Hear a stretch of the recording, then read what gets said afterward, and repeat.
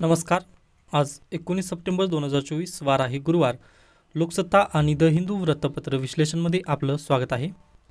बातमीपत्राला सुरुवात करण्यापूर्वी थोडीशी एक ॲड. तर पहा, 1 ऑक्टोबर 2024 पासून आपण एक नवीन इनिशिएटिव्ह चालू करत आहोत. झूम लाईव्हवरती आपले क्लासेस होतील व त्यामध्ये पहा, पहिलं इनिशिएटिव्ह काय आहे तर आपल्याला 1979 पासून ते 2024 पर्यंतचे संपूर्ण UPSCचे प्रिलिम्सचे पेपर आपल्याला डिस्कस करायचे आहेत. मग यासाठी क्रायटेरिया काय असेल किंवा कोणते विद्यार्थी ही अटेंड करू शकतील लेक्चर, तर अगदीच पहा, ज्यांचं सिलेबस झालेलं नाही त्या विद्यार्थ्यांसाठी पण चालू असेल. हे का असं म्हणतोय मी पहा, तर UPSCचं बेस्ड वेगळं आहे व UPSC प्रिलिमचं बेस्ड वेगळं आहे आणि मेन्स हे जे सिलेबस आहे ना ते वेगळं आहे. दोन्हीचे बेस वेगवेगळे आहेत, बरोबर.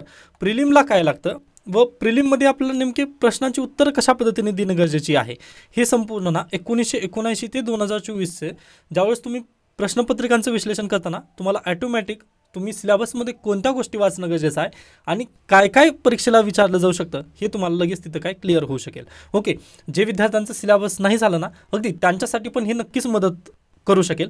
त्यासोबतच हे जास्त करून टार्गेटेड ऑडियन्स कोण असतील तर 2025चे विद्यार्थी, त्यासोबतच 26चे विद्यार्थ्यांनी पण अटेंड केलं तरी चालेल. ओके, पण खास करून हे संपूर्णरित्या UPSC बेस्ड असेल व UPSCचे जे विद्यार्थी आहेत ना म्हणजे ज्यांचं टार्गेट UPSC आहे ना ते विद्यार्थी नक्कीच अटेंड केलं तर बेटर असेल असं माझं मत आहे. त्यानंतर हे पूर्णतः मराठी माध्यम असेल व अगदीच जे आपण पेपर पाहणार आहोत, आता UPSCमध्ये पण तुम्हाला पेपर मराठीमध्ये मिळणार नाही तर हिंदी आणि इंग्लिश या बेस्ड असेल. ओके, मग अगदी तशाच धर्तीवर पहा, पेपर आपल्याला इंग्लिशमध्ये मिळेल पण आपण चर्चा त्याची मराठी माध्यमातून करणार आहोत. ओके, मग यामध्ये पहा तुमचं सिलेबस इथं काय अगदीच कव्हर केलं जाणार आहे. म्हणजे अगदी प्रिलिमसाठी काय काय गरजेचं असतं. आता मी काय करत आहे पहा, याचं तर प्रश्न विचारला जातो, प्रश्नाखाली पर्याय असतात 1, 2, 3, 4. ओके, मग हे चारही पर्यायांचं आपल्याला काय पाहायचं आहे, विश्लेषण पाहायचं आहे. त्यासोबतच आता इथे जर दिल्यानंतर आलं WTO. ओके, मग आता WTOच्या बाकीच्या ज्या रिपोर्ट्स असतात ना त्या पण आपल्याला इथं बेसिकली पाहायचं आहे. ओके, या निमित्ताने आपण 1979 पासून ते 2024 पर्यंत हे संपूर्ण सिरीज पाहणार आहोत.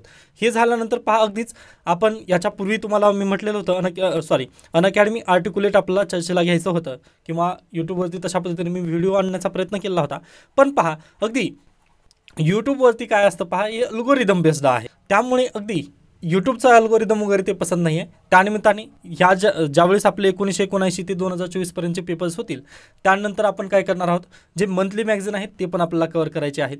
त्यानंतर सर्वात महत्त्वाचा टॉपिक म्हणजे काय, उद्यापासून UPSCची मेन्स परीक्षा चालू होत आहे, बरोबर. मग त्याचे पेपर्स पण आपल्याला विश्लेषण करायचं आहे. आता उद्यापासून मी अगदीच SAचा पेपर आल्यानंतर यूट्यूबवरती त्याचं विश्लेषण घेणार आहे. पण खास करून आपला हे झूमवरती लाईव्ह पद्धतीने अगदी 2 तास डेली 2 तास आपल्याला हे लेक्चर्स वगैरे कंडक्ट करायचे आहेत.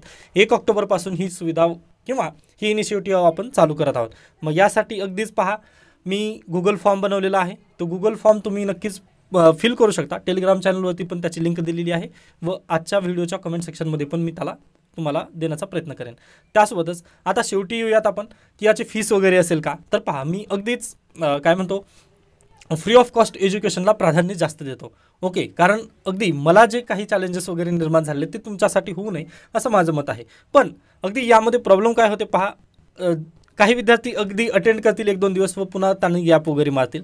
मग हे असं होऊ नये किंवा आपण ज्या तळमळीनं वगैरे शिकवतो, आता यूट्यूबवरती तसं होतं पहा, मी अगदी जास्त डिटेलमध्ये वगैरे जाण्यासाठी अगदी तयार असतो पण विद्यार्थी त्या प्रमाणात वगैरे मिळत नाहीत किंवा म्हणजे अगदी ते तिथं कवर होऊ शकत नाही. मग यासाठी आपण काय करत आहोत पहा, अगदी मिनिमम फीस म्हणजे 100 रुपये पर मंथ अशा पद्धतीने करत आहे. कारण तुम्हाला संपूर्ण 1979 पासून ते 2024चे प्रिलिमचे पेपर घ्यायचे आहे. म्हणजे अगदी महिन्याभरामध्ये आपल्याला 2 तास डेली घ्यायचे आहेत व अगदी अशाच पद्धतीने डेली वगैरे करत 2025च्या UPSC प्रिलिमपर्यंत आपल्याला जायचं आहे व प्रिलिम तुमची अगदी क्लिअर झाली पाहिजे हेच त्याचं एक सूत्र असेल. त्यानंतर CSATला पण आपल्याला तिथं बेसिकली डिस्कस करायचं आहे व सर्वांना माहिती आहे UPSCचं CSAT म्हणजे काय असतं. तिथं म्हणजे अगदी विद्यार्थ्यांना MPSCचं CSAT म्हटल्यानंतर थोडंसं जर हे होत असेल तर UPSCचं CSAT जर म्हटलात तुम्ही तर तिथे म्हणजे 2023चा पेपर पाहिल्यानंतर अक्षरशः म्हणजे त्याच्याबद्दल बोलूच नाही. पण अगदी खूप हार्ड पेपर असतात UPSCचे, त्यामुळे अगदी शक्य झालं तर तुम्ही यामध्ये एनरोल करू शकता. व मला फक्त सिरियस कॅन्डिडेट पाहिजे आहेत व ही 100 रुपये मी फीस का लावलेली आहे तर तुम्हाला पिन चुभावी व तुम्ही लेक्चरला यावं या नात्यानेच मी ही संपूर्ण 100 रुपये फीस लावलेली आहे. पहा ओके, या नात्यानेच मी हे संपूर्ण काही इनिशिएटिव्ह वगैरे लॉन्च करत आहे. आता काही विद्यार्थ्यांना यामध्ये शंका काही सजेशन असतील तर सजेशन तुम्ही नक्की देऊ शकता. पहा त्यासाठीच मी गुगल फॉर्म एक तयार केलेला आहे, तो नक्कीच तुम्ही भरून माझ्याकडे फॉरवर्ड करू शकता. ओके, हे थोडंसं इनिशिएटिव्हबद्दल आहे, याबद्दल नक्कीच तुमचे सजेशन असतील तर ते नक्की देऊ शकता. ओके, त्यानंतर आजच्या बातमीपत्राला आपण सुरुवात करूयात. तर पहा, काल कॅबिनेटनी परमिशन दिलेली आहे वन नेशन वन इलेक्शनला. मग हिवाळी अधिवेशनमध्ये हे बिल मांडलं जाऊ शकतं. मग हे बिल आल्यानंतर आपल्या भारतीय संविधानामध्ये काय काय बदल होतील किंवा त्यामध्ये काय काय चॅलेंजेस वगैरे निर्माण होऊ शकतील याबद्दल आपण कालच्या व्हिडिओमध्ये चर्चा केली आहे, त्याची लिंक मी इथे दिलेली आहे. पहा ओके, मग प्लीज हा तुम्ही व्हिडिओ पाहून घ्या व त्यानंतर कमेंट सेक्शनमध्ये मला उत्तर द्यायचं आहे की आपल्या भारतीय संविधानामधील कोणतं आर्टिकल इथं बदलण्यात येणार आहे. ओके, कोणत्या आर्टिकलमध्ये इथं वन नेशन वन इलेक्शन या हे जर बिल मांडण्यात आलं तर इथं कोणत्या आर्टिकलला चेंजेस केलं जाईल. आता त्यानंतर कालच्या व्हिडिओमध्ये मी काय म्हटलेलं आहे की काँग्रेसचा किंवा विरोधी पक्ष जे आहेत ना त्यांनी या धोरणाला विरोध केलेला आहे फेडरलिझम बोलून. आता फेडरलिझम बोलून फक्त त्यांनी विरोध केला, पण फेडरलिझम आपण सध्याला जे चर्चेत घेतो तर फेडरलिझमला इश्यू आहेत, मी मान्य करतोय. पहा, फेडरलिझमला भरपूर इश्यू आहेत, पण वन नेशन आणि वन इलेक्शनमुळे स्पेसिफिकरित्या फेडरलिझमला इश्यू होतो असं आपल्याला कुठेही दिसलं नाही आहे. त्यानिमित्ताने मी कालचा पॉईंट तो खोललेला होता. ओके, आता अगदीच शक्य झालं तर आपण पाहूयात, पुन्हा विश्लेषण वगैरे याचे येतील की केंद्र सरकार आणखी डीपमध्ये वगैरे जाऊन जर डीप रिफॉर्म्स वगैरे केले तर नक्कीच फेडरलिझमला धोका होऊ शकतो. पण सध्याला जरी त्यांचं ड्राफ्ट वगैरे जर पाहिलं आपण तर आपल्याला लक्षात येतं की फेडरलिझमला इथं धोका निर्माण होत नाही आहे. कारण पहा, आज जो धोका आहे तोच पुढे आपण धोका आहे असं काँग्रेस काय म्हणत आहे की निवडणुका लावू शकणार नाही असं म्हणत आहे त्यांनी. पण पहा, 10 वर्ष झाली जम्मू काश्मीरमध्ये निवडणुकाच नव्हती, मग त्याबद्दल आपण काय बोलणार. ओके, मग आज जे आहे ना ते उद्या पण तसंच चालू होणार आहे ना. मग यासाठी पहा, आपण नव्याने काहीतरी होणार आहे असं तिथं म्हणू शकत नाही. पहा, मला फक्त हाच मुद्दा मांडायचा होता.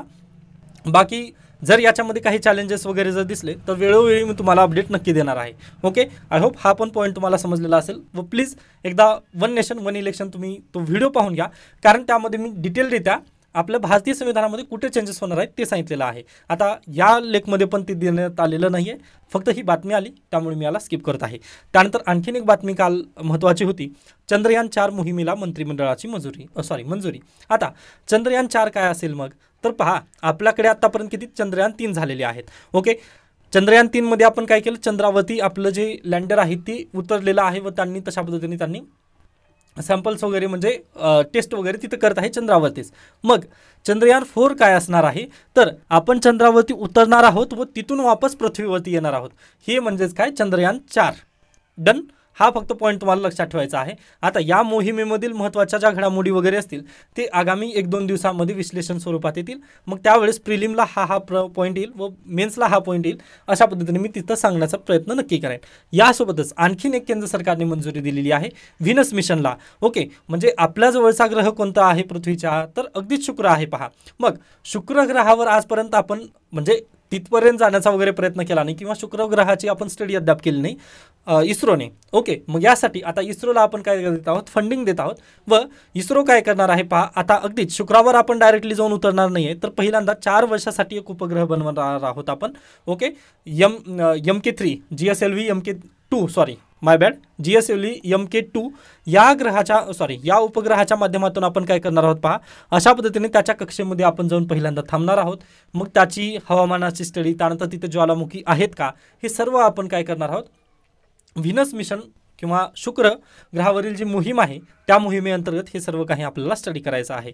आय होप तुम्हाला हे दोन्ही पॉईंट क्लिअर झालेले असतील. हे बिल्डअपमध्ये आहे सध्याला, याबद्दल कधी मोहीम वगैरे हे होईल हे अद्याप दिलेलं नाही आहे, पण ज्यावेळेस याचा आर्टिकल वगैरे येईल ना पेपरमध्ये त्यावेळेस आपण नक्की याला चर्चेला घेणार आहोत. ओके, त्यानंतर पुढे जाऊयात आपण. निवडणुकांवर नजर ठेवत शेतकऱ्यांसाठी मोठे निर्णय काल घेण्यात आलेले आहेत. मग आता कोणते आणि कशा पद्धतीने निर्णय घेण्यात आले ते आपण थोडंसं पाहण्याचा प्रयत्न करूयात.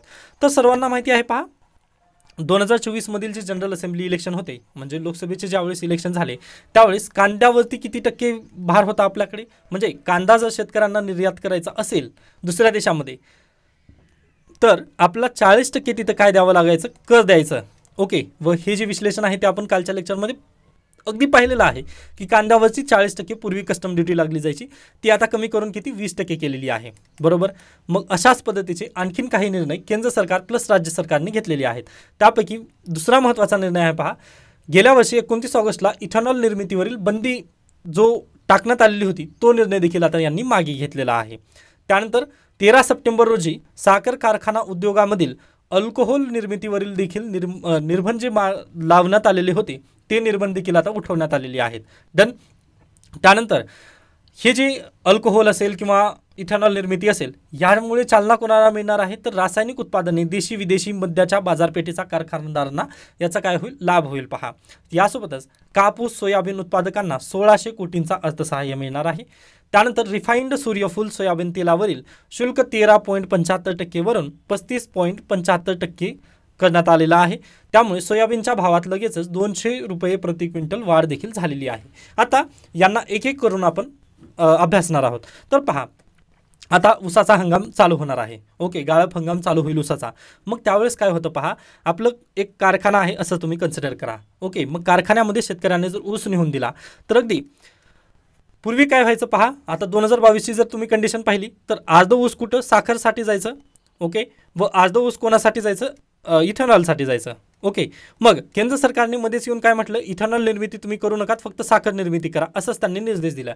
मग त्यामुळे पहा, साखर अगदी आपल्या जी देशाची डिमांड आहे ती आपण परिपूर्ण करत होतो याच्यापूर्वी पण इथेनॉलला थोडंसं जास्त आपण दिल्यामुळे काय व्हायचं पहा, आता जो ऊस आहे ना त्याला थोडंसं आपण वाटून देऊ शकत होतो. म्हणजे अगदी पहा, आता शेतकऱ्यांनी जर 100 एवढा ऊस आणला, ओके 100 क्विंटल वगैरे ऊस आणला, म्हणजे पुढे घेऊन आला, तर व्हायचं काय, 50 क्विंटलचं साखर व 50ची इथेनॉल निर्मिती व्हायची. मग पहा, हे बरोबर मागणी आणि पुरवठा इथं बरोबर पद्धतीने जात होता. पण केंद्र सरकारने गेल्या वर्षी जो निर्णय घेतला त्यामुळे फटका कसा बसला पहा, तर शेतकऱ्याकडून 100 क्विंटलच ऊस वगैरे तिथं घेऊन आलेले आहेत. म्हणजे इथं काय पुरवठा जास्त आहे, पण साखर आपण इथेनॉल बंद झाली म्हणून साखर आपण आपल्या गरजेपेक्षा जास्त खाणार आहोत का, तर बिलकुल खाणार नाही. म्हणजे अगदी साखर तिथे जास्त बनवली जाईल का, तर बिलकुल बनवली जाणार नाही. त्यामुळे पुरवठा जास्त झाला व मागणी साखरेची कमी झाली. यामुळे शेतकऱ्यांना ऊसाचा परतावा जो आहे तो कमी मिळाला का जास्त मिळाला, तर अगदी कमी झाला पहा इथे. कारण पहा, जी मागणी होती ना ऊसाची ती कमी झाली, कारण इथेनॉलला बंद करण्यात आलं. त्यानंतर अल्कोहोलचं पण तसंच झालं. ओके, अल्कोहोलला पण आपण तिथं काय बॅन केलं, म्हणजे साखर कारखान्यामधून जर आपण साईड प्रोडक्ट म्हणून जर अल्कोहोल निर्मिती जर करत असू तर ती पण आपण काय केलं, बंद केलं. का, तर आपल्याला साखरेचे दर जे आहेत ते नियंत्रणात ठेवायचे होते. 2024ला लोकसभेची इलेक्शन होती या निमित्ताने. ओके, मग असा निर्णय घेण्यात आला होता केंद्र सरकारमार्फत की आपल्याला महागाईचे दर नियंत्रणात ठेवायचे आहेत. व सर्वांना माहिती आहे पहा, साखर आपल्या दररोजच्या चायमध्ये लागते. ओके, व चहा अगदी सर्वांची प्रिय आहे, बरोबर. मग डायरेक्टली जर साखरेचे दर वाढले असते तर अगदी चहाचे दर वाढले असते. मग चहाचे दर वाढले असते तर अगदी महागाईचा झटका प्रत्येकाला तिथं लागला असता, म्हणजे प्रत्येकाला पिन चुभली असती. त्यामुळे लगेच केंद्र सरकारच्या विरोधात तिथं मत पडली असते. या निमित्ताने हा पहिल्यांदा निर्णय घेण्यात आलेला होता. मग हा निर्णयाची बंदी उठवलेली आहे. यामुळे आता काय होईल पहा, शेतकऱ्यांना इथं बेसिकली नफा होणार आहे. का, तर अगदीच पुरवठा जास्त आहे व मागणी पण तिथं बेसिकली जास्त होणार आहे. कारण इथेनॉलला पण ऊस पाहिजे आहे, त्यानंतर अल्कोहोलला पण तिथं काय आहे, ऊस पाहिजे आहे. मग या कारणांनी पहा, आपल्याकडे पुरवठा पण जास्त आहे व मागणी पण जास्त आहे. त्यामुळे अगदीच सर्वांचा तिथं विकास होणार आहे. डन. हा पॉईंट आय होप तुम्हाला सर्वांना समजलेला असेल. त्यानंतर नेक्स्ट आहे पहा, सोयाबीनवरील. ओके, आपला अगदीच 2022 पासून पहा, रशिया आणि युक्रेनचं जेव्हा युद्ध झालं ना त्यावेळेसपासून आपण काय करत आहोत पहा, मलेशिया, इंडोनेशिया या देशांपासून आपण काय करत आहोत, जे खाद्यतेल आहे ना ते आयात करत आहोत. आयात का करत आहोत बरं, तर अगदी आपल्या देशामध्ये तेलाच्या किमती जास्त वाढू नये यासाठी आपण काय करत आहोत, खाद्यतेल आयात करत आहोत. मग खरंच आपल्या देशाला खाद्यतेल आयात करायची गरज आहे का, तर पहा झालेलं काय आहे पहा, आपल्या देशामध्ये सोयाबीन, सूर्यफूल किंवा जे तेलबिया आहेत ते आज देखील पिकवल्या जातात, बरोबर. पण यापासून जी आपली दररोजची जी मागणी आहे ना ती भरून पूर्णपणे आपण काढू शकत नाही, बरोबर. मग यासाठी केंद्र सरकारने काय केलं पहा, खाद्यतेल दुसऱ्या देशाकडून आयात केलं. मग खाद्यतेल दुसऱ्या देशाकडून आयात झाल्यानंतर पहा, जे इंडस्ट्रीज आहेत ते डायरेक्टली आयातचं जे तेल आहे ना तेच विकत वगैरे घेऊ लागले. मग दुसऱ्या देशातून जे तेल येत आहे ना तेच विकत घेतल्यानंतर आपल्या देशामध्ये जे सोयाबीन वगैरे आहे त्याला इथं काय बसला, फटका बसला. मग यामुळे आपल्या देशातील जे सोयाबीन, सूर्यफूल वगैरे आहे त्याचे भाव इथं पडले. मग शेतकऱ्यांना तिथं किमतीला योग्य भाव मिळाला का, तर बिलकुल मिळाला नाही. मग आता हा निर्णय लक्षात घेतला व सर्वांना माहिती आहे महाराष्ट्रामध्ये ऊस त्यानंतर सोयाबीन ही अगदी जास्त प्रमाणात पिकतं पहा, व आपण लीडिंग आहोत त्यामध्ये, बरोबर. मध्य प्रदेश पण लीडिंग आहे पहा, त्यानंतर अगदीच गुजरात आपल्या जवळचा. मग हे सर्व निर्णय घेतल्यानंतर केंद्र सरकारला लक्षात आलं आता महाराष्ट्रामध्ये विधानसभेचे इलेक्शन आहेत व सोयाबीनला भाव लागणं इथं खूप गरजेचं आहे, कारण बहुतांश शेतकरी तर यावरतीच डिपेंडंट आहेत. ओके, जे गरीब शेतकरी असतात पहा ते सोयाबीनवरती, आणि जे श्रीमंत शेतकरी आहेत ते कशावरती आहेत पहा, ऊसावरती डिपेंडंट आहेत. मग दोन्ही शेतकरी वर्गाला खुश करण्यासाठी केंद्र सरकारने हा बेसिकली निर्णय घेतलेला आहे. मग आता काय होणार आहे पहा, ही जी आयात पूर्वी 13% ड्युटी लागायची तुम्हाला. ओके, जर तुम्ही खाद्यतेल विकत घेत असाल दुसऱ्या देशामधून तर तुम्हाला 13% कर भरावा लागायचा. मग आता केंद्र सरकारने काय केलं, डायरेक्टली दुप्पट तिप्पट कर इथं आकारण्यात येणार आहे. आता किती केलेलं आहे पहा त्यांनी कर, तर 35.75% एवढं कर इथं लागलं जाईल. ओके, जर तुम्ही आता याचं उदाहरण स्वरूप घेऊयात आपण. आता 100 रुपयाचं एक तेलाचं पाकिट आहे. ओके, मग ते तेल पॅकेट आपण दुसऱ्या देशातून मलेशियामधून आयात केलं. मग 100 रुपयाच्या तेल पॅकेटवरती 13% टॅक्स जर म्हटलं तर 113 रुपयाला ते आपल्याला मार्केटमध्ये मिळायचं, बरोबर. मग आता पहा आता काय होणार आहे, 35.75% ड्युटी लागल्यानंतर हे जे 100 रुपयाचं तेलाचं जे पॅकेट होतं ना ते आपल्याला मार्केटमध्ये आता कितीला मिळेल, 136 रुपयाला मिळेल. ओके, मग तुम्ही सांगा अगदी हे पॅकेट तुम्ही घेण्यासाठी प्राधान्य वगैरे कराल का? बिलकुल नाही. मग यासाठी अगदी जे इंडस्ट्रियलिस्ट वगैरे आहेत ना ते स्वतःचं उत्पादन बनवण्यासाठी वगैरे थोडंसं प्राधान्य करतील.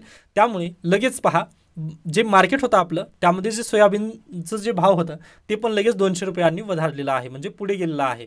ओके, किंमत वाढली सोयाबीनची, कारण पहा ते तेल महाग झालेलं आहे, जे आयतं तेल होतं ते अगदी महाग झालं. मग यासाठीच पहा जे शेतकऱ्यांच्याकडे ऑलरेडी कच्चा माल आहे सोयाबीन त्याला त्यांनी काही दिलेली आहे, प्राधान्य दिलं. व आता इथं काय सोयाबीनचे भाव 200 रुपये प्रति क्विंटलने वाढलेले आपला खाल बेसिकली दिसलेले आहेत. ओके, तर अशा पद्धतीने पहा आपल्या देशाची इकॉनॉमी वगैरे चालते, हे लक्षात तुम्हाला घ्यायचं होतं फक्त. ओके, आय होप हा पण पॉईंट तुम्हाला समजलेला असेल की इलेक्शनला समोर ठेवून कशा पद्धतीने हे निर्णय घेण्यात आलेले आहेत. आता अगदीच तुम्ही पण उद्या सत्तेमध्ये वगैरे जर गेलात, म्हणजे प्रशासनात जर तुम्ही गेलात ना तर उद्या तुम्हाला पण असेच निर्णय घ्यावे लागतील. आता इथं बेसिकली राजकारण वगैरे आहे किंवा हे सर्व काही ह्याच्यामुळे होत आहे, इलेक्शनमुळे होत आहे असं आपल्याला डायरेक्टली ठपका ठेवता येत नाही. पण जो काही केंद्र सरकारने किंवा राज्य सरकारने निर्णय घेतलेला आहे ना त्याला आपल्याला बेसिकली तिथं पॉझिटिव्हलीरित्या पाहणंच खूप गरजेचं आहे. ओके, आता इलेक्शन एक साईड गोष्ट राहिली, पण आपलं इथं पॉझिटिव्हली काय झालं पहा, पॉझिटिव्ह आपल्याला काय पाहायचं आहे इथं, तर अगदीच शेतकऱ्यांना इथं काय होणार आहे पहा, बिलकुल लाभ होणार आहे. व श्रीमंत शेतकरी असू द्या किंवा गरीब शेतकरी असू द्या दोन्ही पद्धतीच्या शेतकऱ्यांना इथं बेसिकली या निर्णयांमुळे लाभच लाभ होणार आहे. डन, आय होप हा पॉईंट तुम्हाला अगदी योग्यरित्या क्लिअर झालेला असेल. त्यानंतर चांद्रयान 4 मोहिमेला मंजुरी, इस्रोकडे जबाबदारी, 2104 कोटी खर्च अपेक्षित त्यांना देण्यात येणार आहे. त्यानंतर पहा आदिवासींसाठी योजना चालू करण्यात आलेली आहे. त्यासोबतच ॲनिमेशनसाठी राष्ट्रीय संस्था, आता IIT IIMच्या धर्तीवर ॲनिमेशनसाठी राष्ट्रीय संस्था स्थापनेला केंद्रीय मंत्रिमंडळाने काल मान्यता दिलेली आहे. याच्या उभारणीत फिक्की आणि भारतीय उद्योग महासंघाचे सहकार्य असेल अशी माहितीही त्यांनी दिलेली आहे. त्यानंतर नेक्स्ट प्रधानमंत्री जनजातीय उन्नत ग्राम अभियानाला केंद्राकडून मान्यता देण्यात आलेली आहे. आदिवासी समुदायाची सामाजिक आर्थिक स्थिती सुधारावी यासाठी ही योजना काम करेल. आता पहा UPSCचे PYQ आपल्याला का महत्त्वाचे ठरतात, तर UPSC काय करते पहा, एखादी योजना देते. ओके, आता PM आशा योजना ही जर परीक्षेला आली व तिथे खाली डिपार्टमेंट दिले जातात, आदिवासी मंत्रालय, त्यानंतर दुसरं कोणतं आहे हे आपलं कॉमर्स मिनिस्ट्री, फायनान्स मिनिस्ट्री, अशा पद्धतीने 3-4 तिथं काय दिले जातील पहा, पर्याय दिले जातील. व PM आशा ही जी योजना आहे ना ती कोणत्या मिनिस्ट्री अंतर्गत राबवली जात आहे असं तिथं विचारलं जाईल. मग अगदी याच धर्तीवर आपल्याला PYQचं विश्लेषण करायचं आहे. सॉरी थोडंसं मी ॲडव्हर्टाईजमध्ये आलं, व परंतु खूप महत्त्वाची ही न्यूज आहे पहा, किंवा जे इनिशिएटिव्ह आपण चालू करणार आहोत ना ते खूप महत्त्वाचं इनिशिएटिव्ह आहे. तुम्ही वाटल्यास ना 2024 एक पेपर पहा, थोडंसं ॲडव्हर्टाईज परत एकदा घेतोय पहा. 2024 UPSCचं प्रिलिम तुम्ही पेपर पहा, त्यामध्ये ना ऑपरेशन सद्भावना हा प्रश्न आलेला होता, बरोबर. तोच प्रश्न ना जिओ सायंटिस्ट 2024च्या पेपरला ऑलरेडी विचारलेला होता व त्याच प्रश्नाला रिपीटेडली कोणत्या परीक्षेत विचारण्यात आलं, UPSC EPFO मध्ये पण विचारण्यात आलं. ओके, त्यामुळे पहा कोण म्हणतं म्हणजे UPSC पण रिपीटेडली जसं MPSC करते ना रिपीटेटिव्ह प्रश्न वगैरे येतात, अगदी त्याच धर्तीवर पहा UPSC मध्ये पण तशाच पद्धतीने प्रश्नपत्रिका वगैरे निघत असतात. व पहा दिवसेंदिवस UPSC एक्झाम टफ होत चाललेली आहे, त्यामुळे प्लीज शक्य झालं तर तुम्ही नक्की एनरोल त्यामध्ये करू शकता. त्यानंतर परत विश्लेषणाला येऊयात. पहा PM आशा योजनेला देखील काल मंजुरी देण्यात आलेली आहे. 35,000 कोटी रुपयांची तरतूद अशी होणार अंमलबजावणी. तर ही जी PM आशा योजना आहे ती 2025 आणि 2026 साठी जे शेतकरी असतील त्यांना खतांसाठी वगैरे तिथं काय खतांसाठी तिथं सबसिडी दिली जाणार आहे, तीच आहे PM आशा योजना. त्यासोबतच तेलबिया कडधान्य वगैरे जे आहे त्याला पण तिथं प्राधान्य देण्यासाठी नाफेडणी वगैरे तिथं काय खरेदी करणार आहेत. फक्त एवढे पॉईंट तुम्हाला लक्षात ठेवायचे आहेत. व याच्यापूर्वी पण जर तुम्ही पाहिलात MSP वगैरे त्याबद्दल UPSCने प्रश्न विचारले आहेत. त्यानिमित्ताने ही पण जी योजना आहे ती खूप महत्त्वाची ठरणार आहे. ओके, त्यामुळे प्लीज शक्य झालं तर तुम्ही PYQ एकदा पाहून घेऊ शकता. डन. त्याच्यानंतर पुढे चला. त्यानंतर नेक्स्ट न्यूज आहे पहा, PMLAवर 16 ऑक्टोबरला सुनावणी सुप्रीम कोर्ट. पहा, आता आपण जे वृत्तपत्र विश्लेषण चालू केलं ते 2022 पासून चालू केलेलं आहे. व सर्वांना माहिती आहे नरेंद्र मोदी यांचं जेव्हा सेकंड टर्म चालू झालं, म्हणजे 2019 मध्ये जेव्हा जे रिटर्न आलेले होते ना, त्यावेळेस EDचा प्रभाव तिथं खूप वाढलेला होता. पहा, मग त्या प्रभावाला जाऊन सुप्रीम कोर्टामध्ये याचिका दाखल झालेली होती. Okay, PMLA ॲक्टबद्दल. कारण PMLA मध्ये जर तुम्हाला अटक करण्यात आली ना, तर अगदी तुम्हाला स्वतःहून तिथं प्रूव्ह करावं लागतं की मी कशा पद्धतीने गिल्टी नाही म्हणून. ओके, हे खूप तिथे काय म्हणू शकतो व्हॉक कायदा आहे हा. ओके, त्यामुळे एकदा याच्या कचाट्यात सापडलं ना आपण सुटू शकत नाही. मग यासाठीच 2022ला तिथं काय करण्यात आली होती पहा, केस दाखल झालेली होती व त्यामध्ये सुनावणी झाली होती. PMLA व्हॅलिड असल्याचा निकाल 3 जजनी 27 जुलै 2022 रोजी दिलेला होता. पहा, मग परत एकदा रिव्ह्यू पिटिशन दाखल करण्यात आलेले आहे सुप्रीम कोर्टामध्ये. मग त्याची सुनावणी जी आहे ती 16 ऑक्टोबरला होणार आहे. आता ही न्यूज मी काय घेऊन आलेला आहे तर पहा, अगदी PMLA त्यानंतर जे ED आहे याबद्दल जास्तच आपल्याला सध्याला चर्चेत वगैरे असतात. ओके, त्यासाठी हे जो निकाल येईल ते खूप महत्त्वाचा आहे असं आपलं इथं बेसिकली सांगता येतं. त्यानिमित्ताने ही न्यूज महत्त्वाची होती, म्हणजे बिल्ट इनमध्ये आहे त्यामुळे आपण लक्षात घ्यायचं. त्यानंतर नेक्स्ट आहे पहा, संविधान भान. त्यानंतर एका विद्यार्थ्यांचं कमेंट आलेलं होतं की सर तुम्ही म्हणजे 163 आणि 173 मध्ये थोडंसं कन्फ्यूज झालेले जे विद्यार्थी होते. मग आता सांगण्याचा थोडासा प्रयत्न करेन. आता मे बी लेक्चरमध्ये बोलत असताना माझ्याकडून चूक झालेली असेल. पहा, 163 ऐवजी मी 173 म्हटलेलं असेल. पण आय थिंक मी हे 163 बद्दल आपण चर्चेला घेतलेलं होतं. 9 सप्टेंबरचा व्हिडिओ आहे आय थिंक यूट्यूबवरती. ओके, व हे जे 173 कलमाबद्दलचं आहे ना ते व्हिडिओ आहे पहा 16 सप्टेंबर रोजीचा. ओके, तर हे 2 अशा पद्धतीचे व्हिडिओ आहेत. मग 163 कलम काय सांगतं पहा, राज्यपालांना स्वविवेकाधिकार आहे. कशा संदर्भात तर मुख्यमंत्री नेमणे, त्यानंतर अन्य गोष्टी करण्यासंदर्भात 163 मध्ये राज्यपालांना खऱ्या अर्थाने स्वविवेकाधिकार 163 मध्ये आहे. ओके, हा पॉईंट प्लीज लक्षात ठेवा तुम्ही. 163 मध्ये राज्यपालांना खऱ्या अर्थाने स्वविवेकाधिकार आहे की मला जे करायचं आहे ना ते मी करेन, अशा पद्धतीने तिथे 163 मध्ये तो अधिकार आहे. मग 173 जे काही झालेलं होतं, म्हणजे जर मी कदाचित चुकून बोललेलं असेल तर त्याबद्दल माफ करा. पण 16 सप्टेंबरच्या व्हिडिओमध्ये मी काय सांगितलं होतं तर 174 आणि 175 मध्ये पण राज्यपालांना स्वविवेकाधिकार द्यावा यासाठी 2 जून 1949 रोजी भारतीय संविधान सभेमध्ये तिथे चर्चा चालू होती की 174 आणि 175 नुसार राज्यपालांना आपण जास्त पॉवर द्यावी. म्हणजे जसं पहा 174 आर्टिकल काय म्हणतं आपल्याला तर विधानसभेचं सत्र बोलावणे आणि सत्र विसर्जित करणे या संदर्भाचं कलम आहे 174 कलम.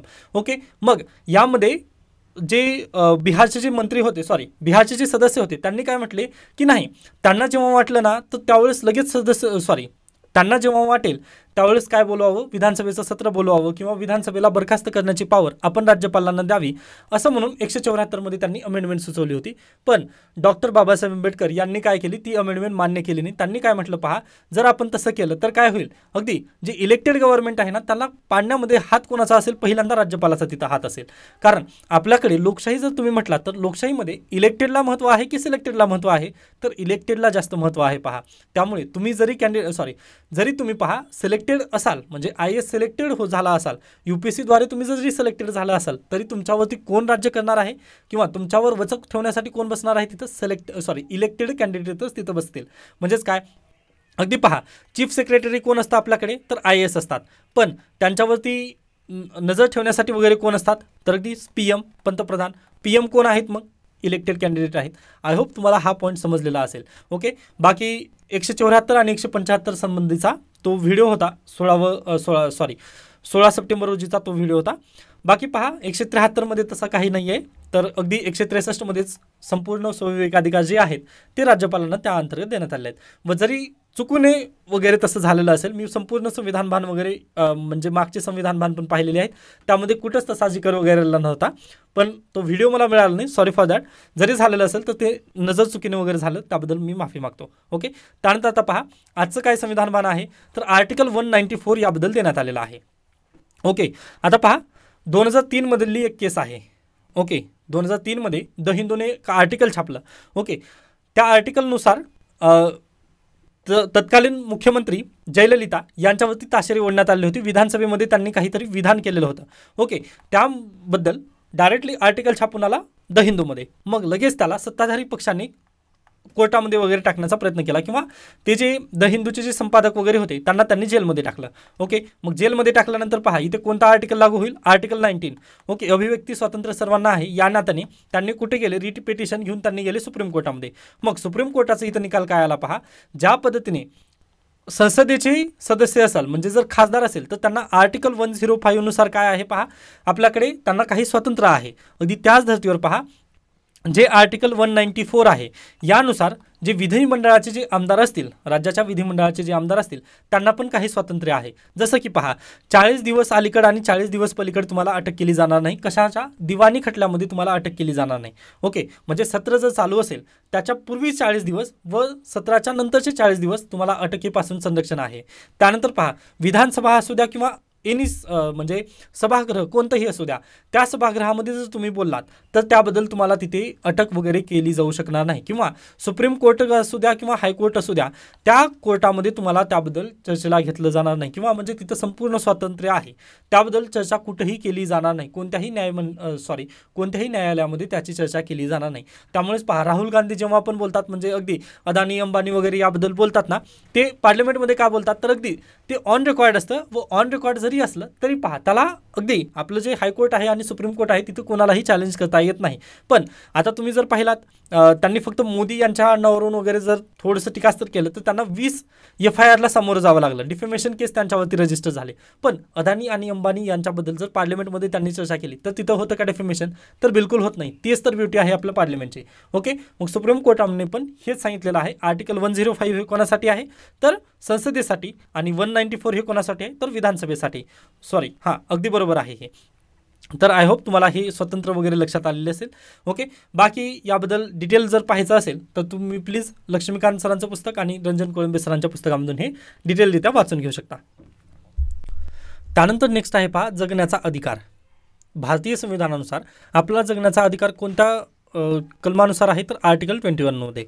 ओके मग आर्टिकल 21 ज्यावेळेस चर्चेला येत होतं किंवा भारतीय संविधानामध्ये ते बनत होतं ना त्यावेळेस दोन शब्द भारतीय संविधानासमोर होते. ओके BN राव अमेरिकेचे जे संविधान आहे त्याची चर्चा वगैरे करत होते. त्यासोबतच KM मुन्शी पण बाबासाहेब आंबेडकर यांच्या सोबतीला बसून त्यांनी चर्चा करत होते. पहा मग त्यावेळेस झालं काय, त्यांच्यासमोर दोन पद्धती तिथं बेसिकली दिसत होत्या. एक होती procedure established by law. Okay आणि दुसरी पद्धत होती पहा ड्यू प्रोसेस ऑफ लॉ. मग यापैकी कोणतं कलम तिथं टाकायचं. ओके आता ही बेसिकली ह्या दोन्ही पद्धती नेमकं काय आहेत तर ते समजून घ्या. आता आर्टिकल 21 काय म्हणतं तर तुम्हाला जगण्याचा अधिकार आहे, बरोबर. मग एखाद्या व्यक्तीने जर काही गुन्हा केलेला असेल व त्याला जर फाशीची शिक्षा झाली तर मग काय आपलं आर्टिकल 21 काय म्हणतं तुम्हाला जगण्याचा अधिकार आहे. व सुप्रीम कोर्ट आणि हायकोर्टाने जर एखाद्या व्यक्तीला जसं की कसाब ओके हा दहशतवादी होता याला जर फाशीची शिक्षा झाली तर मग त्याच्या फाशीची शिक्षा झाली याच्यामुळे काय होईल पहा हे आर्टिकल 21चं त्याचं उल्लंघन आहे ना. मग इथं कसं होऊ शकेल, हे कॉन्ट्राडिक्टरी आहे ना. एखाद्याला आपण फाशी पण देत आहोत आणि दुसरीकडे भारतीय संविधान म्हणतं की तुम्हाला मूलभूत हक्क आहेत. मग असं होऊ नये किंवा त्याच्याकडून आपला जगण्याचा हा अधिकार काढून घ्यायचा आहे तर तो जगण्याचा अधिकार आपण कशा पद्धतीने काढून घ्यायचा यासाठीच हे दोन कलम आहेत. पहा सॉरी हे दोन शब्द आहेत प्रोसिजर एस्टॅब्लिश्ड बाय लॉ आणि ड्यू प्रोसेस ऑफ लॉ. मग BN राव यांना वाटलं की आपण ड्यू प्रोसेस ऑफ लॉ जर टाकलं तर ड्यू प्रोसेस ऑफ लॉ म्हटल्यानंतर कायदेशीर प्रक्रिया अशा पद्धतीने येईल व प्रोसिजर एस्टॅब्लिश्ड बाय लॉ जर म्हटलं तरी तिथं पहिल्यांदा लॉ येतं. म्हणजे पहा प्रोसिजर एस्टॅब्लिश्ड बाय लॉमध्ये संसद इथं पुढाकार येते, संसदेला इथं काय होतं मान मिळतो. पण ड्यू प्रोसेस ऑफ लॉमध्ये कोर्टाला इथं मान मिळतो. मग मला सांगा भारतीय संविधान तिथे बनवत असताना त्यांनी कोणत्या गोष्टीला प्राधान्य जास्त दिलेली असतील. ओके तर अगदीच पहा त्यांनी संसदेला प्राधान्य दिले म्हणजे procedure established by law. Okay एखाद्या कायद्यानुसारच म्हणजे आता अगदीच आपल्याकडे आता IPCचं जर बोललं म्हणजे याच्यापूर्वी जेव्हा IPC होती IPCमध्ये सेक्शन 302 नुसार तुम्हाला काय होती पहा जर तुम्ही खून वगैरे जर एखाद्याचा केलेला असेल तर तुम्हाला फाशीची शिक्षा वगैरे तशा पद्धतीने तरतूद आहे, बरोबर. मग यानुसारच तुम्हाला काय तिथे शिक्षा सुनावली जाईल. मग ह्या सेक्शनचा आधार घेतच काय आपल्याला प्रोसिजर एस्टॅब्लिश्ड बाय लॉ नुसारच तुम्हाला काय तुमचं जीवन जगण्याचा अधिकार तिथं काढून घेण्यात येत होता. बरोबर. पण आता मग इथं कोणाला जास्त प्राधान्य मिळालं? संसदेला. कारण संसदेनं हे केलेलं आहे ना. IPC कोणी तयार केली? आता जरी इंग्रजांनी तयार केली तरी पण पहा इथे IPCला पारित तरी संसदेनं केलेलं होतं ना. किंवा याच्या हे जरी उदाहरण नाही जमलं तर आपल्याकडे काय भारतीय न्यायसंहिता. भारतीय न्यायसंहिता 2023 कोणी पारित केलेली आहे? तर भारतीय संसदेने पारित केली. मग मला सांगा इथे संसद मोठी की कोर्ट मोठं झालेलं आहे? तर संसद मोठी. मग BN राव यांनी हेच सुचवलं की आपण आर्टिकल 21 जर एखाद्या व्यक्तीचा आपला आर्टिकल 21 काढून घ्यायचा असेल तर आपण काय टाकूयात? Procedure established by law. म्हणजेच काय कायद्यानुसारच आपण त्याची काय कायद्यानुसारच आपण त्याचा जीवन जगण्याचा अधिकार वगैरे काढून घेऊ शकतो असं त्यांनी तिथं सुचवलेलं होतं. पण झालं काय पहा 1980च्या दरम्यान मनेका गांधी यांना अटक करण्यात आली. ओके. त्या दुसऱ्या देशात जात होत्या व त्यांना डायरेक्टली अटक झाली. मग अटक झाल्यानंतर त्यांनी म्हणजे त्यांचं पासपोर्ट वगैरे जप्त करण्यात आलं. मग त्यांनी डायरेक्टली कुठे गेल्या? सुप्रीम कोर्टामध्ये रिट याचिका दाखल केल्या त्यांनी. व त्यांनी आर्टिकल 21 अंतर्गत म्हटले की मला दुसऱ्या देशामध्ये वगैरे भ्रमंती करायचं आहे. आता अंतर्गत देशामध्ये भ्रमंती करण्याचा अधिकार आपल्याला कुठून दिलेला आहे? तर आर्टिकल 19 नुसार तुम्हाला देशांतर्गत भ्रमंती करण्याचा अधिकार आहे. पण जर मला दुसऱ्या देशात जायचं असेल तर काय करायचं? आर्टिकल 21चा सहारा घेतो तिथं आपण. मग अगदीच मेनका गांधी यांनी पण तेच केलं. त्यांनी गेले सुप्रीम कोर्टामध्ये व त्यांनी म्हटलं की बाबा माझं पासपोर्ट वगैरे जप्त झालेलं आहे व ते माझ्यासाठी किंवा मला जीवन जगण्याचा अधिकार आहे व ते माझं जीवन जगण्याचा अधिकार हिनावून घेत आहे. मग यासाठी त्यांनी डायरेक्टली केस केल्यानंतर सुप्रीम कोर्टाने पण ते चर्चेला घेऊन त्यांनी काय केलं पहा.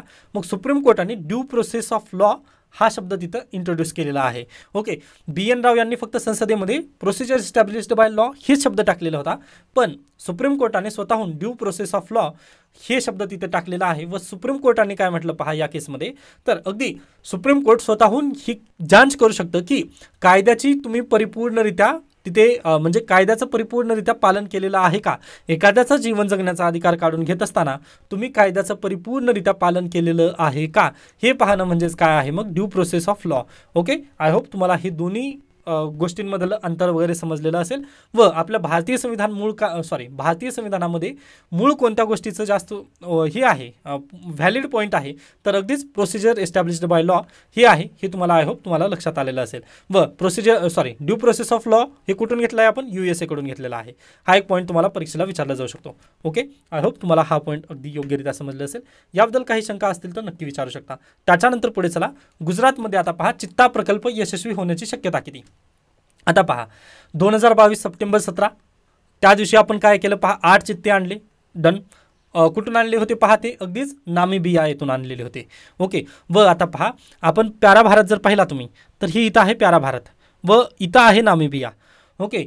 मग ते जे चित्ते आणले होते आपण 8 पहिल्यांदा आणले. मग दुसऱ्या खेपेमध्ये म्हणजे 2023 12 चित्ते आणले आपण. मग 20 चित्ते आपण आणले. पण त्यापैकी पहा अगदीच 12 चित्ते आता सध्याला जिवंत आहेत. बाकी 8 चित्तांचा तिथं दुर्दैवी मृत्यू झालेला आहे. हा पॉईंट तुम्हाला लक्षात घ्यायचा आहे. मग त्यानंतर पहा हे जेवढे चित्ते उरलेले होते त्यापैकी अगदीच 17 बछड्यांचा तिथं जन्म झाला. ओके. मग त्या जन्मामध्ये पण पहा 5 बछड्यांचा तिथं काय मृत्यू झालेला आहे. मग आता सध्याला आपल्याकडे किती आहेत म्हणजे चित्ते जर तुम्ही म्हटला तर 25च्या जवळपास आपल्याकडे सध्याला काय चित्ते अवेलेबल आहेत. ओके. कुठे? मध्य प्रदेशमध्ये कुनो नॅशनल पार्क येते. डन. मग आता केंद्र सरकार काय म्हणत आहे? नामिबिया येथून जे चित्ते आणले ना ते आपल्या वातावरणाशी जुळवून घेत नाहीत असं म्हणत त्यांनी काय केलेलं आहे पाहता केनिया. ओके. केनिया कुठं आहे? 0 डिग्रीवरती आहे. परीक्षेला प्रश्न बिलकुल येऊ शकतो. पहा UPC इथून तर प्रश्न काढते का 0 डिग्रीवरचे वगैरे जर तुम्ही पाहिलात. आता आय थिंक हे जिओग्राफिकलचं काहीतरी एक एक्झाम होती. त्या एक्झाममध्ये असाच प्रश्न विचारण्यात आला होता. जी आपली प्राईम मेरिडियन लाईन असते ना त्या लाईनमध्ये कोणते कोणते देश येतात अशा पद्धतीने तिथं प्रश्न विचारला होता. मग पुढल्या वर्षी जर UPCने जर प्रश्न असा विचारला की 0 डिग्रीवरती कोणते कोणते देश येतात तर अगदीच पहा केनिया आता सध्याला चर्चेत आहे. व तुम्ही द हिंदू जर पाहिलात ना द हिंदूमध्ये पण आजच्या आलेला आहे. केनियासोबत आपण आणखीन एक करार करत आहोत. म्हणजे अदानी यांच्यासाठी आपण एक करार करण्यासाठी जात आहोत तिथे. एकच मिनिट द्या.